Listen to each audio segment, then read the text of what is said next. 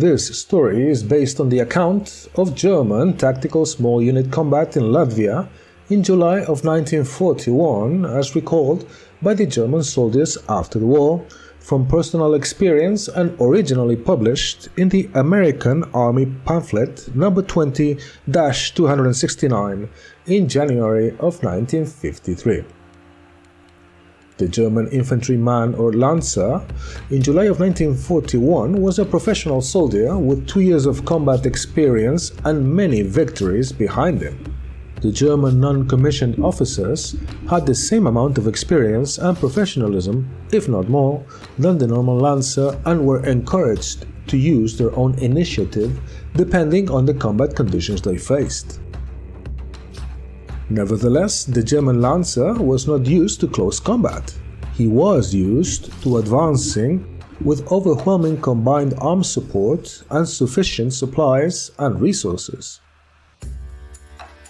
On the other hand, the Soviet soldier had no experience, meager supplies, and officers who did not even think of using their own initiative for fear of the political commissars. They had little to no experience, save the ones who had participated in their previous conflicts in the Far East or in Finland. Nevertheless, the very low standard of living of those years in the USSR had produced very hard men accustomed to little luxuries or even support. They were many times fierce fighters and physically stronger than the Germans due to the rough conditions in which they had to live. Also, due to their limited equipment and almost no combined arms support, the Soviet soldier preferred close combat and forest fighting conditions, since in that situation he had a natural edge of the German Lancer, that is, back in 1941. This is where our tale starts. It is the 13th of July of 1941. A German infantry division has crossed the western Dvina River in Latvia and it advances with very little Soviet resistance until a point 50 kilometers or just over 30 miles north of the city of Daugavpils. There, in a village set in a clearing between two patches of dense forest, the German regimental commander decided to commit 2 battalions abreast on an advance towards the village. The Soviets were entrenched in that village, which lay in an oval or ellipse-shaped clearing. As the Germans approached from the southwest, they received Soviet fire from their concealed positions. The German commander halted and sent soldiers to gather all available information on the battlefield. He decided to move around to the left, north and northwest of the village as the best course of action. Lieutenant Meyer, with 100 men, advanced through open terrain to the forest line in the northwest under Soviet fire without suffering casualties. Now the Soviets were outflanked and the Red Army garrison commander knew it. So he ordered a withdrawal to previously prepared positions along the forest line in the north and northeast of the village. Meyer and his men advanced cautiously and around noon in a location in the forest due north of the village. They ran into Soviet sniper fire and concealed foxholes and trenches. Meyer sent the 1st and 2nd platoons in a frontal assault, keeping the rest of his men in the reserve. But the Soviet positions were deeper than he had anticipated and he had to commit his whole reserve. With all his force involved now in heavy fighting, suddenly the Soviets started raining mortar fire on the Germans.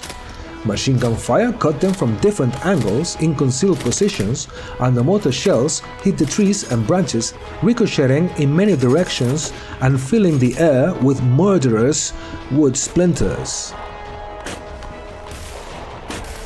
At this moment, he realized the Soviets had let them pass and were attacking from all directions, as a hail of hand grenades also fell on the Germans who were now caught inside a pocket. The German Lancer was not used to this type of combat, and many men fell to the ground and covered themselves as part of Lieutenant Meyer's force was suppressed and pinned to the ground. At this moment, Lieutenant Meyer personally crawled to each platoon and talked to his non-commissioned officers. They formed improvised assault detachments, and each man was urged to outdo the Soviets in causing terror and confusion. After the attack signal was given, the Germans started to shout like madmen, firing their weapons or at the same time attacking the Soviet positions. After 2 hours of savage fighting, the Germans broke the Soviet ring and attacked them from the rear. The Soviet defense collapsed, and the way to the Soviet artillery positions was now clear. Meyer's men assaulted the guns and eliminated them, capturing the position and an ammunition dump.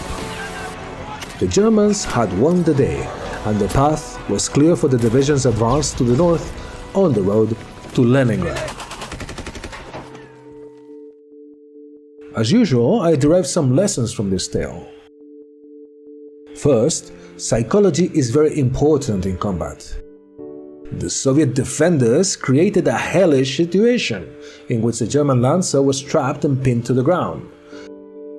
The pandemonium of shells falling, the shouting, the crying out for help of the Germans injured by Soviet mortar fire, the ricocheting bullets that come from all directions, the change of situation from a confident attack to being completely surrounded and apparently helpless, waiting for the moment you are hit by a bullet, a mortar shell or a wood splinter. The utter terror the attacking German soldier felt changed the combat situation in a moment.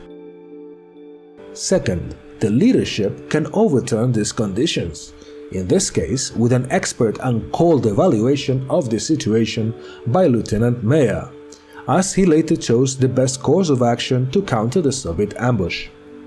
And third, in hindsight, I will add a final consideration of my own that you will not find in the original tale. In my opinion, Meyer could have not been successful if it were not for the very high degree of professionalism and experience the German non-commissioned officers and soldiers had in the summer of 1941. As we will later see, as the German army gradually lost its experienced soldiers to attrition, and the Soviet soldiers on the contrary gained experience and confidence, the tables would indeed turn.